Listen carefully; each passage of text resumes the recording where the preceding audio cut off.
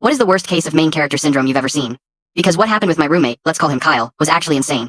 The guy organized his own surprise birthday party and invited half the town, everyone except the actual owner of the apartment, which is me. I came home after pulling a brutal double shift at the restaurant, absolutely dead on my feet, and walked right into 30 people crammed into my living room. My couch was packed with strangers holding my best glasses, the kitchen looked like a disaster zone, and there was Kyle, standing on top of my coffee table, giving a speech about how lucky he was to have such a sick bachelor pad, while I was just standing in the doorway like an idiot until he finally spotted me. Instead of apologizing, he goes, "Oh, hey bro, didn't think you'd be back from work this early," and literally blocks me from entering. He steps out into the hallway and almost closes the door on me, acting like I'm some neighbor complaining about the noise, whispering, "We're just having a quick birthday thing, don't worry. We're almost done. It'll just be a couple of hours."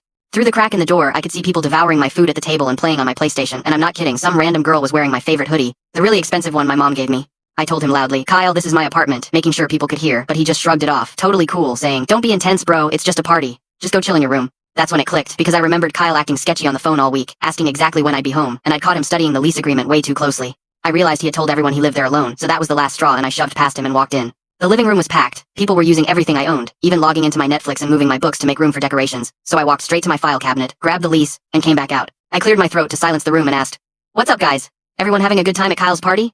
Everyone cheered, totally hyped, and Kyle went pale but tried to play it cool. I said, "Just one question before you keep partying. Kyle, whose name is on the lease?" He mumbled something about it being both of ours, so I held up the papers and said, "No, look closer, it's just me, because Kyle here has been renting a room from me for 6 months, and honestly, subletting isn't even allowed in this building." The silence was so thick you could cut it with a knife, and everyone started looking around awkwardly because it turned out when Kyle invited them to his party saying it was his place, he left out that tiny detail that he's basically just a tenant who doesn't even pay rent on time. From the kitchen, a girl asked, "Wait, is the food yours too?" I said, "All of it." She pointed to the couch.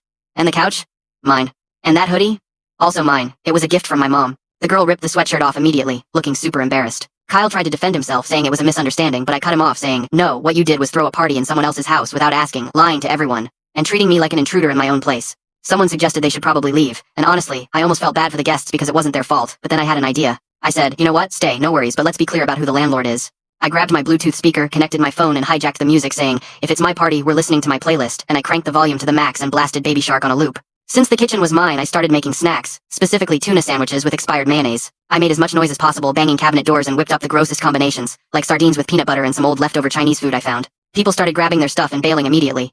And Kyle tried to explain, but nobody was listening to him anymore. One of the guests even came up to apologize to me, saying, "Dude, we honestly didn't know Kyle told us this was his place."